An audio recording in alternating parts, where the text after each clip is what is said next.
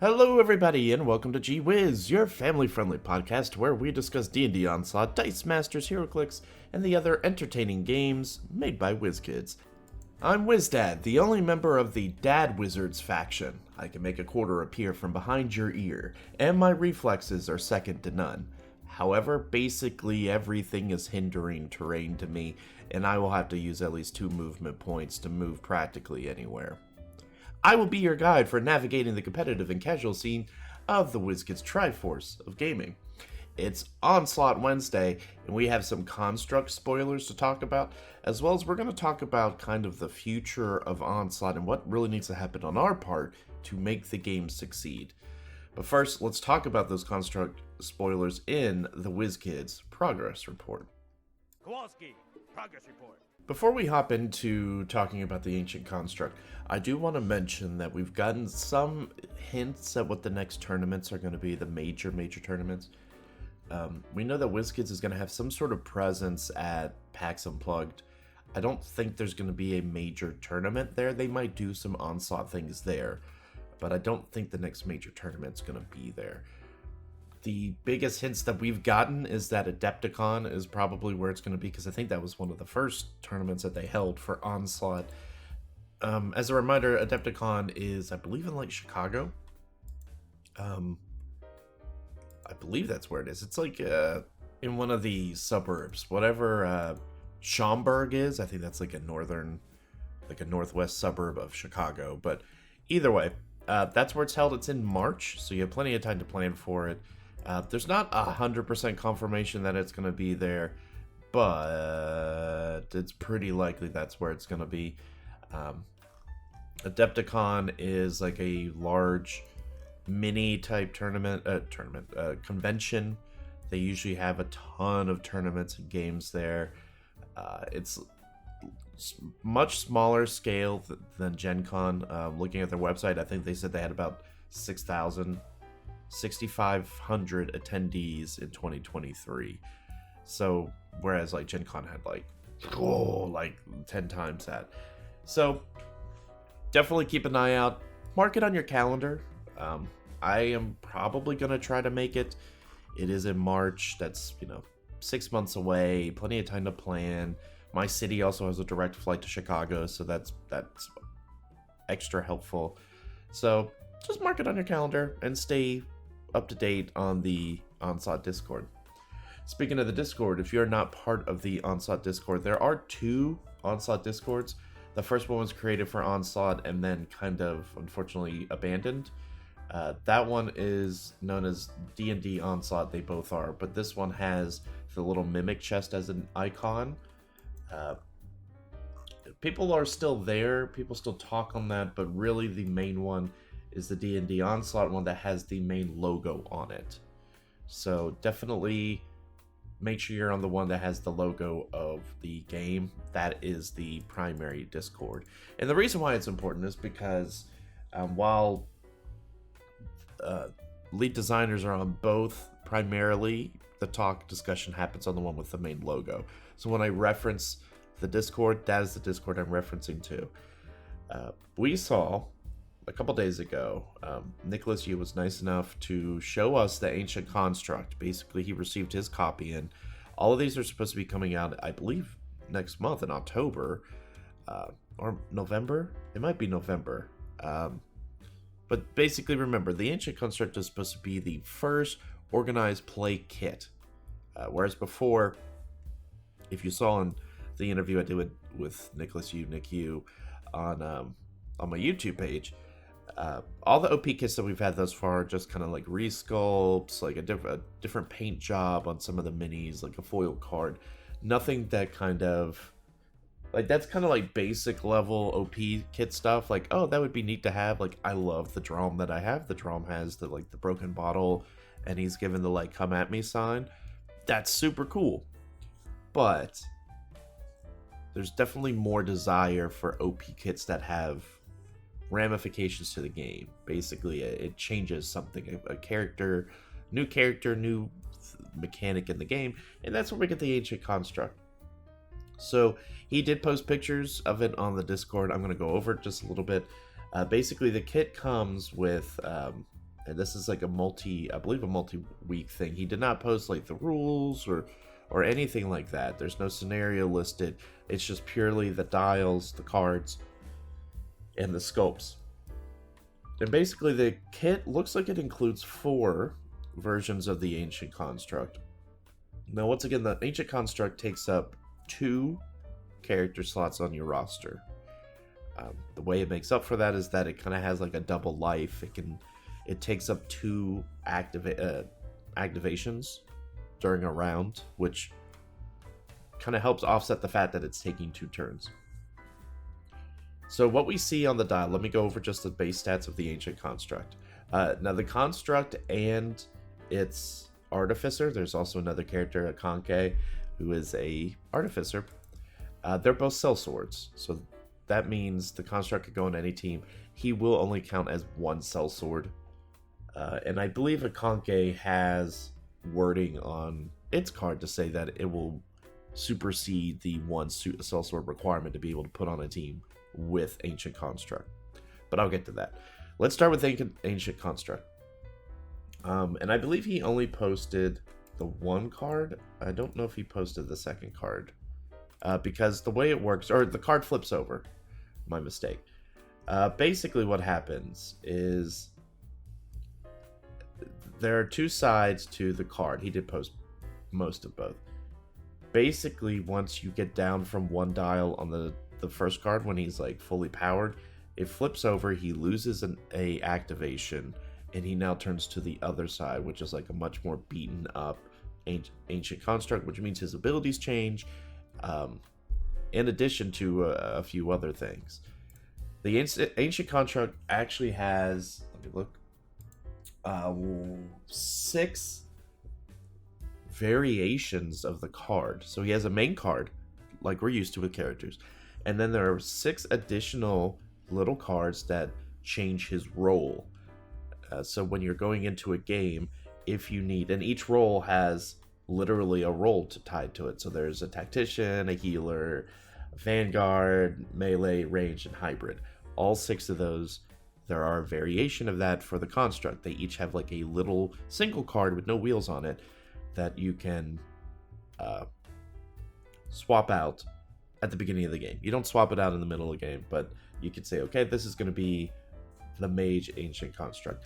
I'm actually not clear on whether or not you could swap it out between games, whether you have to stick to the same one, but I assume you could switch them out in between.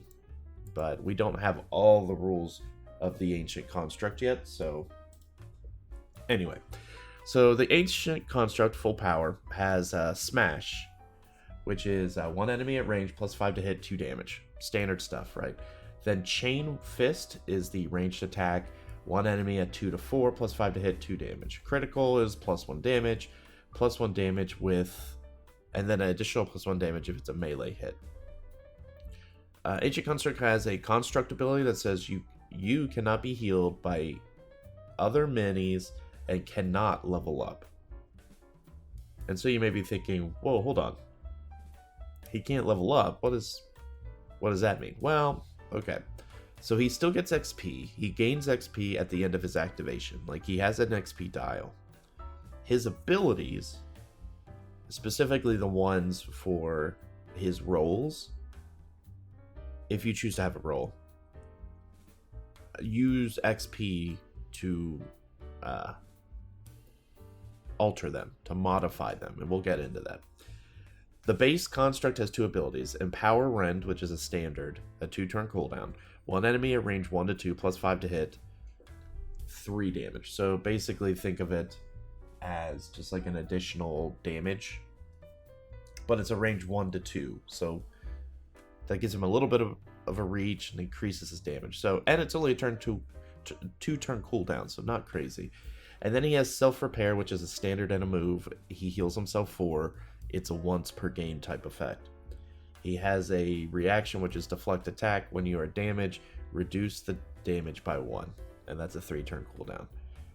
So right off the bat, you're thinking, oh, that's kind of boring. Not much to it. Well, once again, I mentioned, he has 6 cards that change his role. First off, let's go over the Mage, which is the Tactician. You may use the cooldown ability of Empower Rend for the following ability instead. Orb Blast, standard, 2-turn cooldown. One enemy at range 2 to 4, plus 6 to hit, plus 10 if you are bloodied. 2 damage, and you may spend any amount of XP to move that target away from you that many spaces. So you see how that comes into play? First turn, he's going to automatically get an XP. So, if you're playing a mage character, because he has activations, you can run up, hit with a chain fist, and then basically this ability replaces the Empower Rend. It says you may use the dial for the following ability instead. I assume that means you can't swap back and forth. I might need some clarification. Or like you can keep the old one. So like if I don't want to use Orb Blast, I can use Empower Rend, if that makes sense. The other ability, the one that had self-repair, that you can use the dial self-repair instead, which is a once per game, is Refraction. Standard and move action, once again, once per game. It's a cone effect of 4. Ooh, that's huge. Plus 5 to hit, 2 damage, and you may move the target up to 2 spaces. This attack does not target friendly characters, so that's like a big blast out, because a 4 cone is pretty big. And then, also replacing the reaction, is Phase Shift. After an enemy ends their movement adjacent to you, spend any amount of XP to warp the amount spent. Teleport, I guess, is probably the right word. So that was just Mage. So Mage has kind of a ranged attack, an Orb Blast and Refraction, and then a Phase Shift. The Apothecary, which is the healer. And once again, I'll go through, and each of these are replacing the Empower Rend, Self-Repair, and Deflect attack, respectively. Mending Ray. This time it's a bonus action, 3-turn cooldown. One friendly at range 1 to 3 heal 1. You may spend any amount of XP to increase the healing by the amount of XP spent, plus 1 healing if you are bloodied. Okay. That's a pretty good heal. Being able to use that XP to bump it up to like 3, something like that. Remember, Construct does not level up, so you still want XP because it boosts your abilities. For the self-repair, this one's called Shutdown, standard and move, once per game. Set your hit points to maximum and gain Rooted and Weakened. That's pretty good. I like that. And then you have Redirect attack for your reaction. When you suffer damage, you may spend any amount of XP to reduce the damage by that amount. The attacker takes damage equal to half of the amount reduced. So you're probably dealing like 2 damage. 1 to 2 damage. Next up we have Defender, which is the Vanguard. Shield Charge is a standard 3-turn cooldown. Move up to your speed, spending any amount of XP to move that many extra spaces, and make a close attack against an adjacent target with plus 2 to hit and plus 1 damage.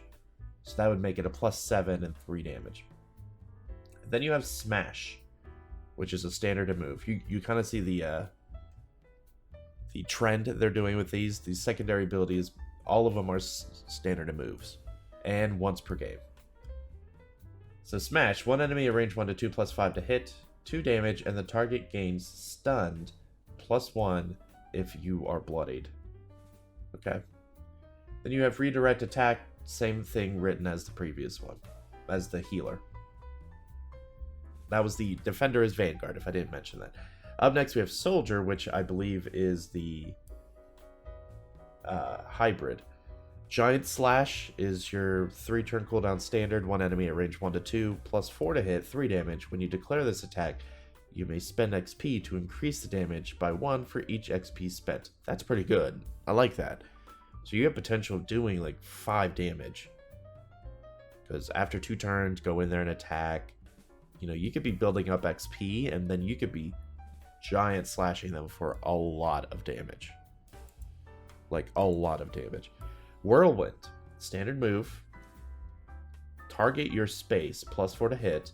Then it's like a splash of 1 around you. 3 damage. When you declare this attack, you may spend XP to increase the the splash range by 1 for each. Oh, that's cool. So you go in Whirlwind. Right now it's just everyone adjacent. You use XP to expand that to everyone 2 squares away, potentially 3 squares away, and dealing 3 damage is pretty good. And then the soldier has combat reflexes. We know what that is. If an adjacent character moves away, no longer adjacent, make a free attack against that character. Next is Arbalist, which is the ranger. Giant bolts, standard. 1 enemy at range 2 to 3, plus 5 to hit, 3 damage. You may spend XP to increase the maximum range by the amount of XP spent. Oh, that's fun. That's neat, actually. And you know, I wonder... So the cooldowns for these first abilities are pretty low. Remember, you lower... I guess it'll be interesting to see how this works with having 2 activations. Because obviously you lower cooldowns at the end of the round. So you really have to be thinking about... Like, you're gaining XP quickly, at least 2 a turn, if you don't hit anything. So, that is interesting. He could do a lot of damage. Anyway, back to Arbalist. Giant bolts. 1 enemy at 2 to 3, plus 5 to hit, 3 damage. Oh, that's the maximum range. I already said that. Barrage. Standard and movement. Once per game. 1 enemy at 2 to 5, plus 7 to hit, 2 damage. When you declare this attack, you may spend XP to add 1 additional target for each 2 XP spent. Each target is a separate attack. Okay. And then the reaction is Opportunity Attack. We know what that is. The last one that's on there is Grappler. And this one's a little harder to read. Grappler, Spinning Strike, standard, 3-turn cooldown. Target your space, plus 5 to hit, another little splash zone of 1, 2 damage. When you declare this attack, you may spend 2 XP. If you do any mini hit by this attack, gains slowed and weakened. Okay. That's cool. You can easily get up to 2, because that'll be round 2 by the time you're ready. You'll be able to run up there and be able to spin around and hit multiple people and give them slowed and weakened and deal them 2 damage. Pretty good. And also remember, the Ancient Construct's a bigger sculpt. It's not the 1 square. It's a 4 square mini. So keep that in mind. I'm assuming they need to make sure, for HeroClix purposes, they had to very much detail what we used to call whale tailing, because there was a giant whale called Giganto, where basically you can't, like, when you move your character up, all your spaces have to move that amount. Not, oh, I choose 1 square, I move that 4, and then I kind of flip my character around to where I'm still only moving that 1 square 4, but all the other squares don't. I'll have to look in the wording of the rules for that and make sure it lines up. I haven't thought about that. The second grappler ability, once per turn, standard move, or once per game. Surge. Friendly characters at range 1 to 3 may move up to half their movement. If you are bloodied, they may move up to their full movement. Okay. And then their reaction is Grapple. After an adjacent enemy moves, if they are no longer adjacent, make a free attack against the enemy. If the target is hit, it suffers no damage and gains Rooted. Solid. And so this is, all those abilities are from 1 Ancient Construct. You can only choose 1 card per game. I'll get clarification on if you can change that between games. But that's super cool. Super cool. It could go on any team. Now, his Bloody Dial, let me talk about that for a hot second. Well, not his Bloody Dial, but basically when he is definitely hit and weakened. We don't have the full dial. What we could see is that it has Deflect Attack. When you're damaged, reduce the damage by 2. That's a reaction. And it has the same abilities at the top, I assume. It does have gain 2 XP at the end of the activation. So that's interesting. It kind of powers up. And it does have Self-Repair, which is plus 6. But we don't know the other ability. Once you lose one of the dials, I'm assuming you can't go back to the other one. So once you lose one of the activations, you're done with that activation. Now, this OP kid also comes with a Conke the Artificer, which is a Goblin Artificer. What we know about a Conke is standard melee, unarmed, one enemy at range 1, plus 2 to hit, 1 damage. So that's actually bad. Alchemist Fire, one enemy at range 2 to 5, plus 5 to hit, a splash zone of 1 damage. That's better. Critical, the target gains burning. If you include a Conke, you can also include Ancient Construct, ignoring the Sellsword restriction.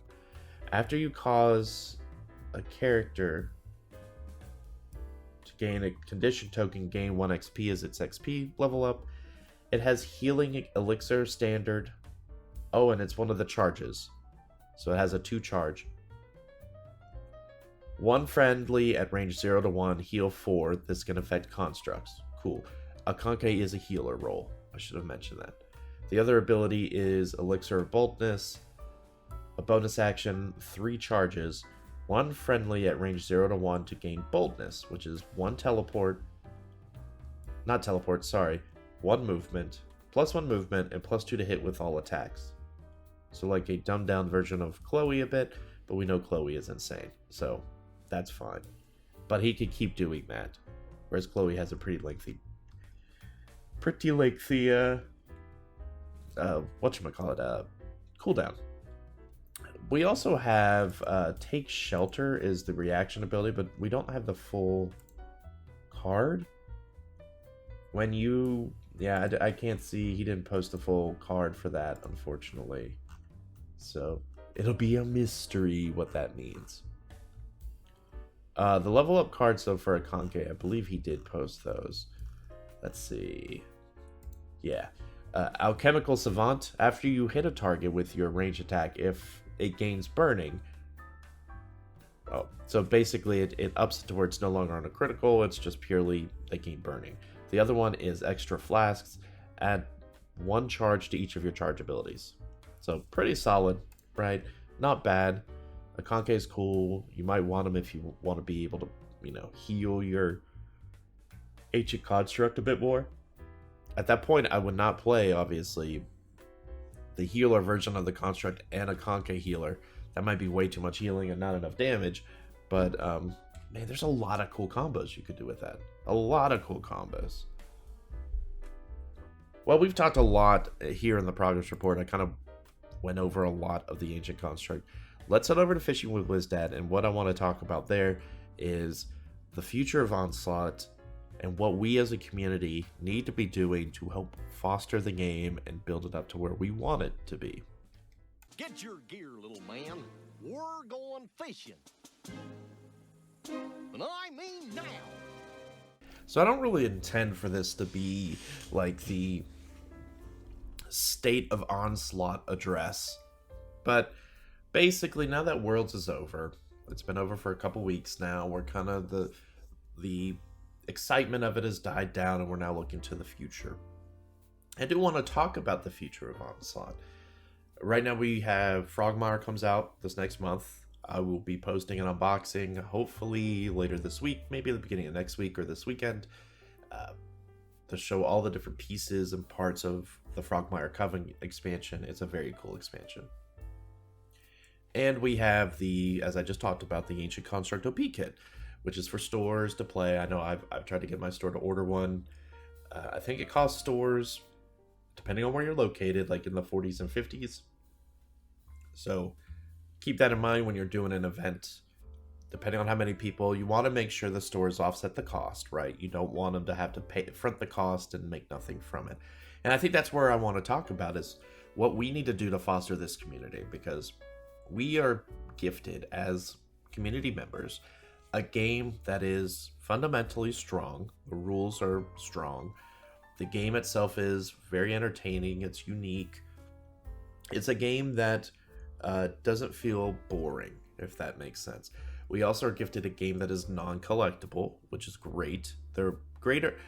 You could argue great or bad, but for the sake of the game, it's great that you don't have a bunch of blind boosters for that.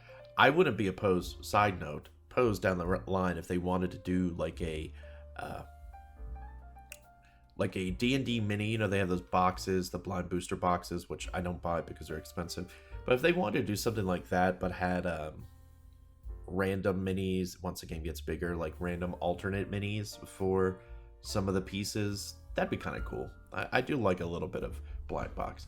But we're fortunate that it's not. If you want to get into the game, you know exactly how to get the figures you need. You don't have to go and buy a bunch of boosters to try to get that one Zook that you need. No, you just go buy the set that you need. You go buy Red Wizards, you go buy Mini Arrows. No big deal. We also have very emphatic designers who communicate very well with the community, who support the game. They run the events at WizKids Worlds. Like, that's awesome, man. That's awesome that they're so involved.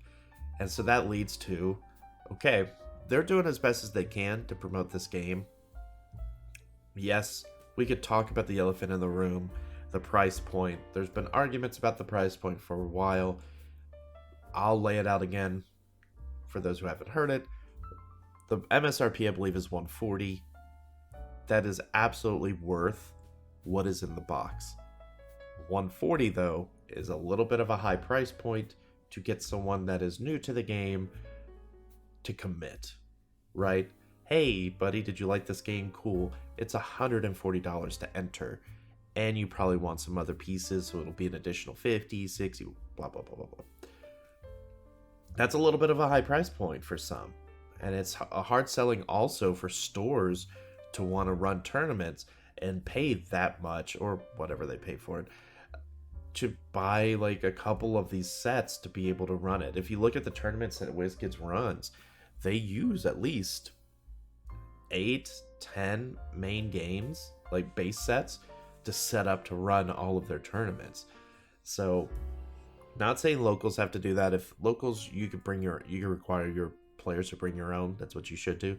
But I feel like most stores need to at least own a base set that's open that you can use to demo. But either way, the price point is a little high. Now, we have gotten confirmation multiple times. There is a starter set with new stuff in it, so it's not just a copy of the base game shrunken down. No, there's going to be a new starter coming out in 2024 at some point that has a lower price point, a better entry point to get people interested in the game, buy into it, and that leads them to then buy the 140 or the Frogmire or the other set. So that's coming. WizKids is doing what they're doing. We can't complain about that. We're going to have more factions. We're going to have more stuff coming down the line. We know what we're getting for the rest of the year. 2024 is shiny and gold, and we can't wait for it. But what can we be doing is my question. I've heard a lot of people, and I'm one of those, that says I don't have a local community to play with. I just don't. The game has not taken off here in Tennessee. That is, once again, probably due to the price point, but also due to a little bit of WizKids marketing, not knowing, it's hard for stores to buy into certain games. It really depends on, stores rely on their players to be interested and then also promote the games. And that's where we come in. So for me, for example, what I've been doing, and I'm going to continue to do, is my local area, my local stores, gaming stores, they have a Facebook page. They have a store page, and then they have a Facebook page for games. So it's like, I play games, blah. And so in that group, people post about BattleTech and Warhammer, Lord of the Rings, Lorcana, all of that stuff. And they post, hey, when you guys want to meet up, blah, blah, blah, blah. Now, obviously, there are set nights that certain things happen at the store. Friday Night Magic, you have a Crisis Protocol, you have D&D happening. So there's set days, right? So what I've been doing, and I need to do it again, actually, is I've been going on there and basically saying, hey, I'm wanting to start an Onslaught community. If anyone has ever looked at the game, interested in playing a miniature skirmish game that has D&D adjacent rules, just comment on this post and we'll schedule a time and I'll meet you at the store and we can talk about it. Because you can't just demo and say, oh, I'm going to be there every Tuesday and play. I mean, that's probably not the best idea. You could do that once or twice, but you might be sitting there for a while. And I've already gotten one person that was interested. We sat down and he friended me on Facebook, and we'll see how it goes. And what I'm planning on doing is doing this consistently. And once I get up to like 3 or 4 people, 5 or 6, then I'm hoping we could all decide on a night and plan on going and say, hey, let's all go and let's play. Now, when I demoed, I have a copy of the preview kit. I got one when I went to Gen Con last year because they gave those out if you did the demo. The preview kit is perfect for demoing the game and introducing someone to the game. It is perfect. That way you don't have to bring the whole kit. Now, I would still bring the base set to show them the potential, but when you actually sit them down to play a game, the preview kit is perfect because you can sit down, you can choose which side you want, you only have 2 characters to worry about, you roll some dice, you see how the mechanics work, you see how victory points are done for this scenario, you see how looting the treasure is, blah, blah, blah, blah, blah. It's perfect for that. Because you don't want to overwhelm new players by saying, here's the big game, and like throw it down. You've got 5 characters, now we gotta do the initiative cards and lay all this out. That could be much, right? That could be much for some people. So I brought the preview kit just to kind of give a baseline, and I explain, each base set comes with 6 of each faction, blah, blah, blah, blah. You choose 5. And I tried my best. I feel like I'm a pretty good teacher for things. I'm doing this podcast to talk to people about the game. I feel like I'm a pretty good ambassador for it, but I could do better. So he was interested in it. Like I said, we became Facebook friends, and I'm hoping he'll continue on. And I had another person mention it. I need to still reach out to him. But that's one step I would do, is just find a local you like playing other games at.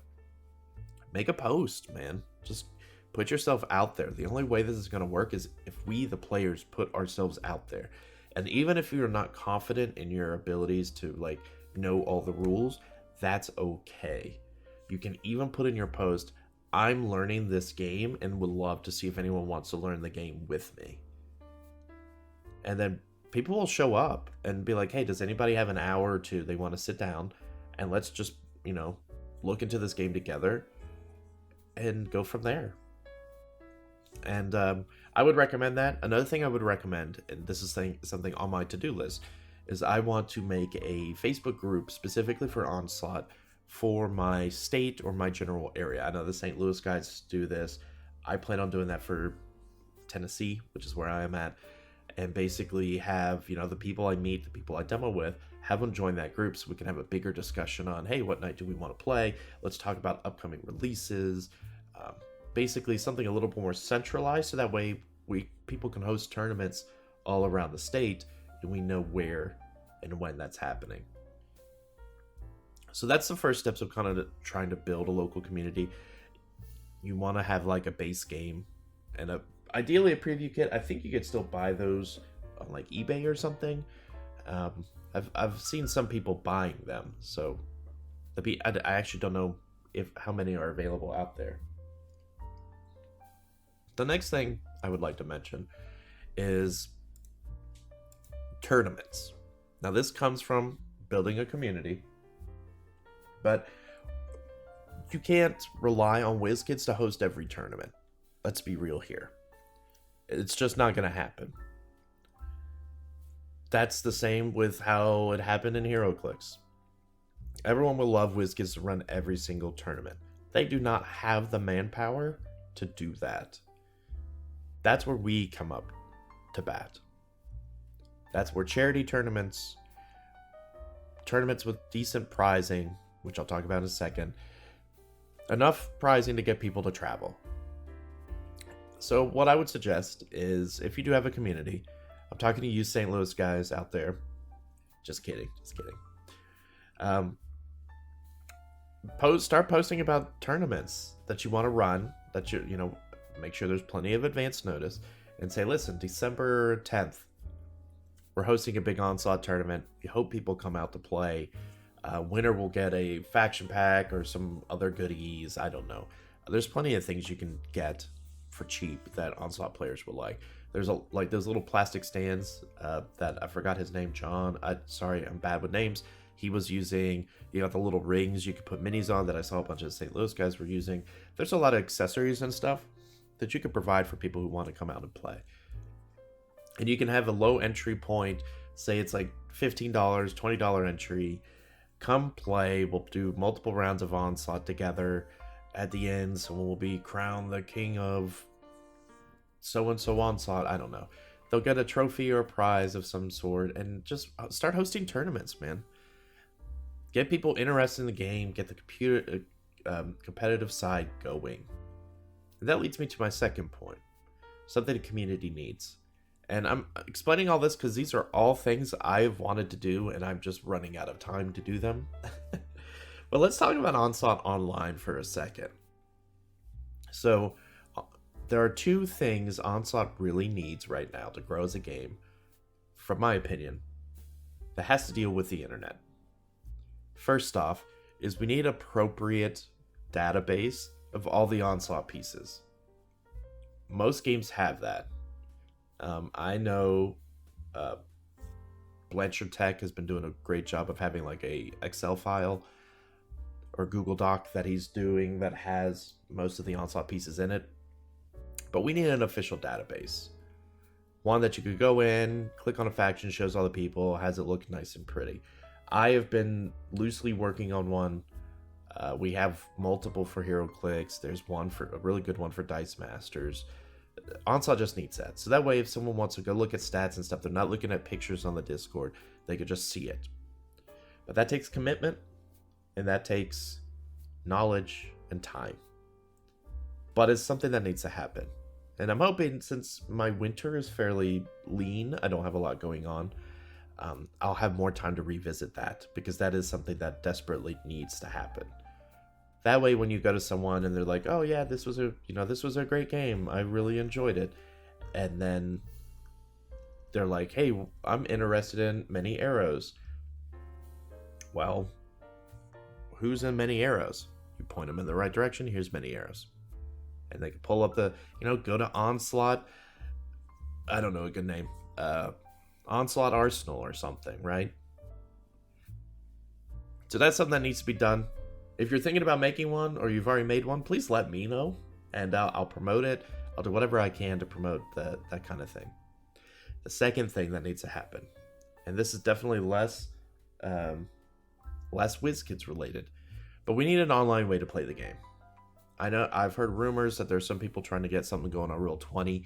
That is probably the best method, since this is a 5e adjacent game. We need a built-out system in Roll20 to allow us to play the game. It may be messy, may not be amazing, but it needs to happen. You can build out characters in Roll20, and I'm actually going to start exploring that this week to see where someone went with that, if anyone's finished it. Sure, there's Tabletop Simulator. Sure, there's other ways. Roll20 is free and a little bit more. There's less barrier of entry for Roll20. I think because this game is still so new and still so young, and there's not a ton of people with local areas, having a Roll20 version would be good, because obviously it's going to be like subpar compared to the actual game. But it allows people to play games with people from around the world. So if I wanted to play with Brian or Lexi or Doug from the St. Louis area, I could. And we could just hop into Roll20, sit down, and let's play a game. And let's get some practice in. If I wanted to play with any of the people online, I could. Because, be perfectly frank, WizKids is never going to make an online version of this game. Do not think for a second they will. Because that is a very high cost with a very little payoff. And that's nothing against WizKids. It's just there's no reason for them to look into that avenue. Same with Wizards. So that's on us to do. We have to create that online direction, because if we don't, we're going to be stuck playing in person, and you're going to get a lot of people that are isolated out in North Dakota or the middle of Texas, that doesn't have a local community, really wants to play the game and really doesn't know how to get into the game. Maybe they're just playing at their kitchen counter, which is perfectly fine, but they want to play more. So that's the third thing that we need to do. Building a local community is one. Start hosting some small tournaments is two. 3, building an online platform through Roll20 would be great. And we can actually combine 2 and 3, and at some point do an online tournament of sorts on Roll20. And we could do it for charity and stuff like that. Not really pay a cost, so you don't worry about that kind of thing, but enough to get people playing. And we can eventually get to the point like Dice Masters, like HeroClix, where you have weekly, bi-weekly tournaments to where you get people into the game, playing the game, working out on a meta, helping the designers with rules problems, and really getting good data to push the game forward. The last thing I'll mention as what we need to do as a community going forward. And this one is hard for me to say because it's getting into my wheelhouse. and nah, who cares? Basically, we need more content creators. The reason I made WizDad is that before this, I was primarily a HeroClix content creator. I'm one of the hosts of Clickstuff. I play HeroClix a lot, and I've enjoyed being a content creator for multiple years for that game. I realized Onslaught was a fantastic game. I enjoyed it. I love D&D.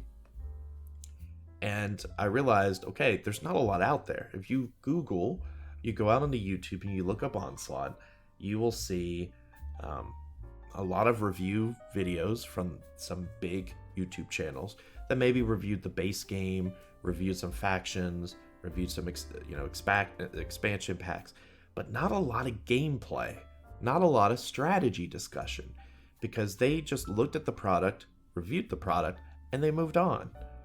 Now you will get some podcasts, or like I know the Fifth Trooper, I think, did a few videos that were kind of tied to their podcast. You might see one or two things, but there are not a lot of Onslaught creators, content creators. And for games to thrive, content creators help. Because that's how the word of mouth, that's kind of how today's word of mouth goes, right? You create content, you push it out there, people listen, and they say, ooh, that's kind of cool, I want to play. And so if someone's getting into the game, and they're like, I want to see how a game of Onslaught plays, they're going to see all those reviews, because this happened to me. They're going to see all those reviews, and those reviews don't show the game. Like, they show the game scenario, but they don't show tournament games. They don't show competitive games. They don't show how that happens. And once again, that's the main reason I made WizDad, is because, one, I wanted to shed light on all the games WizKids creates, but I also wanted to say, hey, listen, here's Onslaught, an amazing game. It's competitive. Here's content based off of it. And we need more of that as a community. That way we can have more people engaged in tournaments. People saying, whoa, that's a cool thing. Whoa, the ancient construct is awesome, because it is. So those are my 4 main things I think going into 2024. We as a community for Onslaught need to work on. 1, start building your local communities. And that means you, yes, you, listener, go out there and start a local community. You could do it from your home if you want to. And you could just Zoom people if you want to also. You'd be like, oh, you don't have time to meet me at the store? Okay. Listen, we could do a Zoom call. I can turn on my camera and show the game and like explain it a little bit. Ideally, you want to meet them in the store. But let's also, look at buildings, the website, building a database showing Onslaught pieces. Let's get Roll20 going.